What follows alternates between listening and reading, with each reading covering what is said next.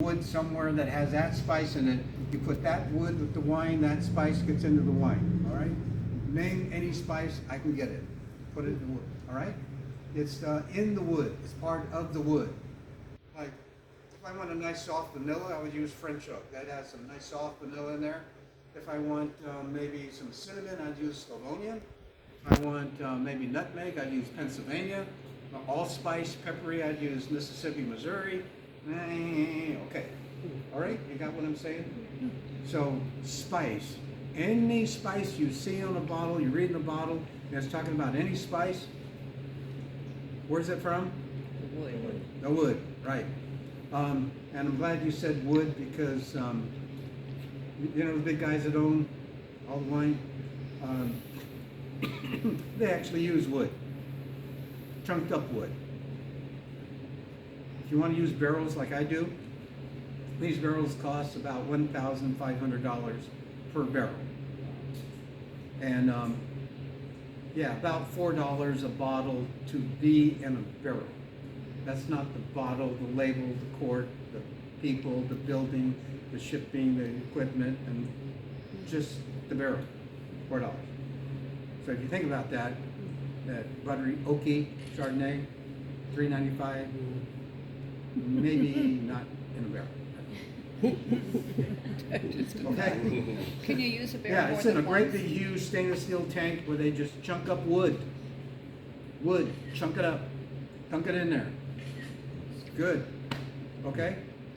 That is a little different than an artisan person that spends their life learning how to make a barrel so it won't fall apart. Those bands, all they do is prevent the wood from going out. The liquid swells the wood and seals it. Okay? That's a pretty good thing to do, and you have to know what you're doing to do that.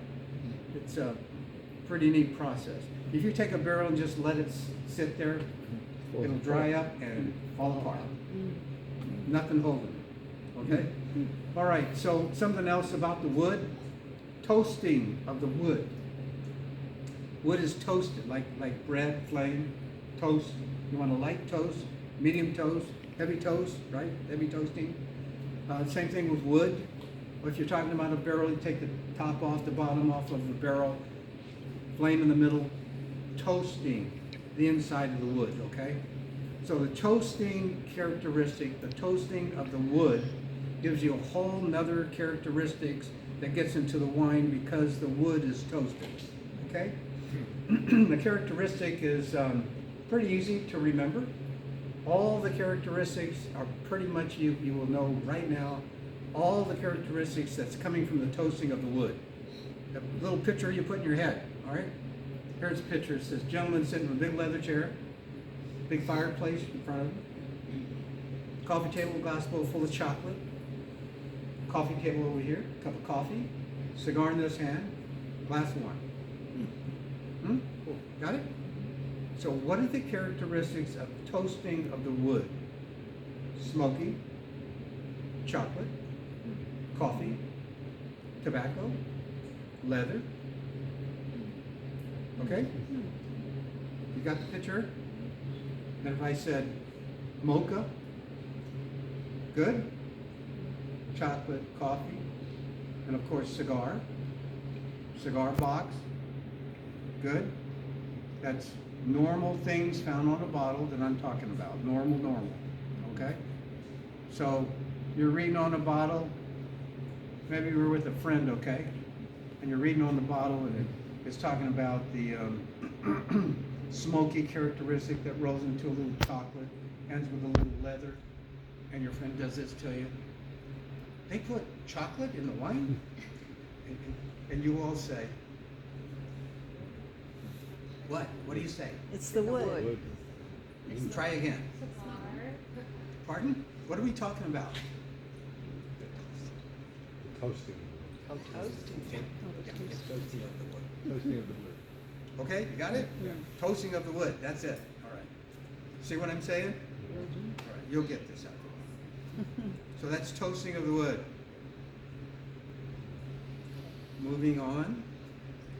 Anything? Okay, well, let's put some wine in the barrel this time. Okay, we're gonna put wine in a barrel. And when you put wine in barrels, barrels are porous. Wine evaporates out, air gets in, little micro oxygenation, kind of a good thing. Too much air, too long. You have 300 bottles in a barrel like this. You have 300 bottles of what? If it, too much air, too long? Vinegar. Vinegar, yeah, okay. Maybe not so good, right? You start losing wine in that barrel, and air gets in there. That air is gonna cause a lot of damage. If you leave that air in there, that wine is gonna be vinegar, okay? So the normal process is about every 2 months, you top up that airspace with the same kind of wine. You check for sulfite needs, all right? About every 2 months, that's normal. You all know that I'm not normal, right? We do it almost every day so we can cycle within a half a month. Here or here. You check for sulfites. U.S. government says you can have up to 350 sulfites in wine. Normal. You probably need sulfites.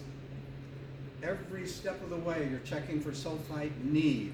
If you're not clean, cold, top up and do everything you can to protect it, you're gonna need some sulfites. Normal sulfite in wine, 350 is what you can have. 250, 3, normal, all right?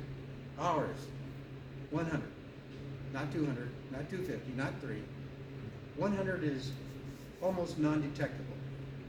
Like people that have flushing, headache because of sulfite, can't drink wine because of sulfite. I haven't had anyone that said they couldn't drink my wine. I haven't had anyone yet, okay? I asked them if they could try it and let me know, and okay, so far, after 25 years, I haven't had a problem. Let's see, what else? Anything else about that? Well, you know, another thing that causes some headaches and stuff, harshness, bitterness. That, a big red wine, you know, you guys are, I don't know if you know it, but you're almost experts now. Okay. You know, if I just said I'm thinking of a big red wine, like I want a nice, big, fruitful red wine, a lot of fruit character, okay?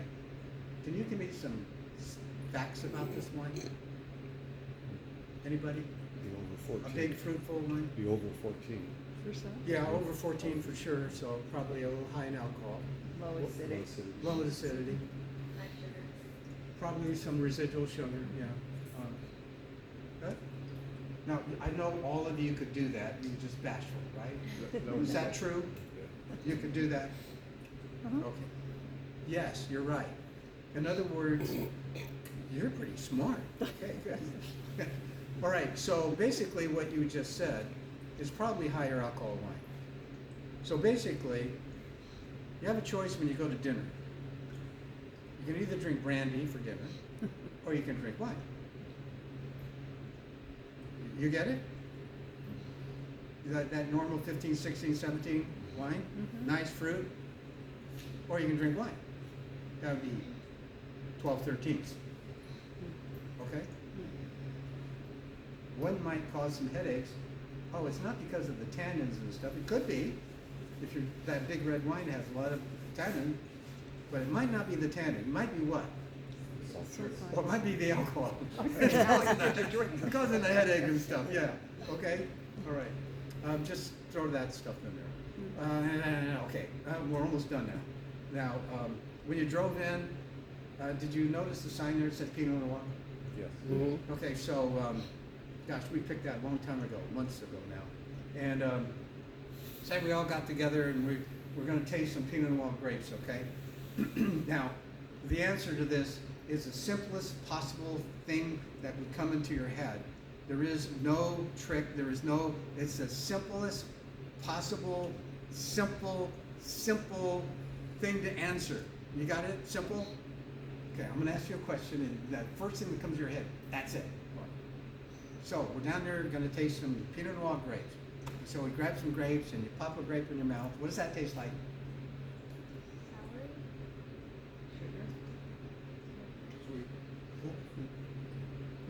Is anybody gonna say grape? Oh. Great.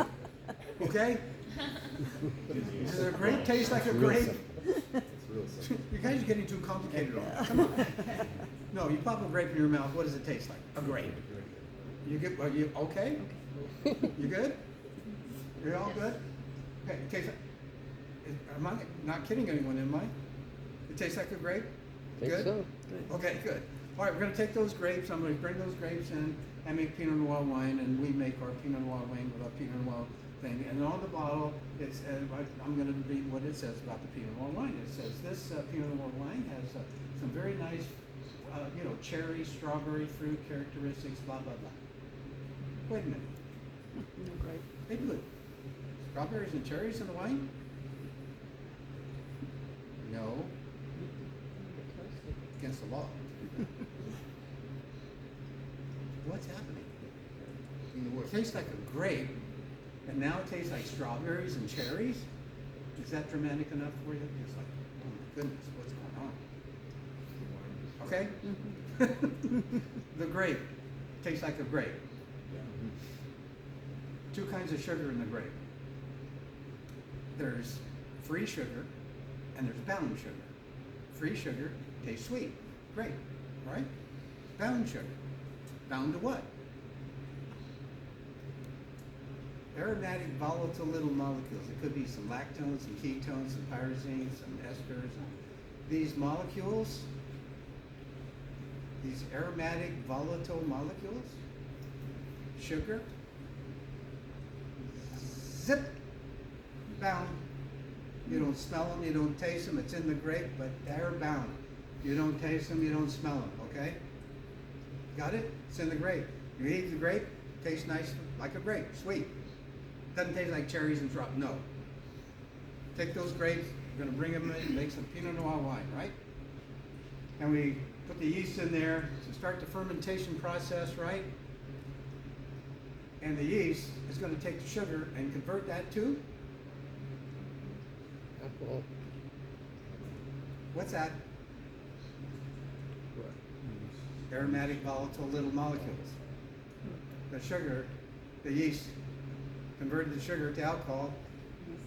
These are the little molecules. Oh, you see this little molecule right here? Same molecule found in cherries. And this one over here, same molecule found in strawberries. Another grape.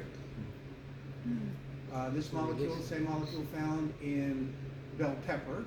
And this one over here, the same molecule found in black currant. Cabernet Sauvignon. Another grape. You see what I'm saying? Mm-hmm. Every grape not only has a couple of fruit characteristics in there, it also has other characteristics from these volatile molecules. It could be maybe a rose petal character, or maybe a lemon peel character, or other things that you might read on a bottle. These molecules is what you get in the wine when the sugar is unbound, and now it's in the wine. Okay? You good? Mm-hmm. Now, you buy a bottle of Pinot Noir. It says Pinot Noir right on the bottle. Is it really Pinot Noir? What's mixed with it? No, 75% is Pinot Noir. 20%, whatever you want. 1 grape, 2 grapes, 3 grapes, 5 grapes, whatever you want. Pinot Noir. Specific molecule Noir.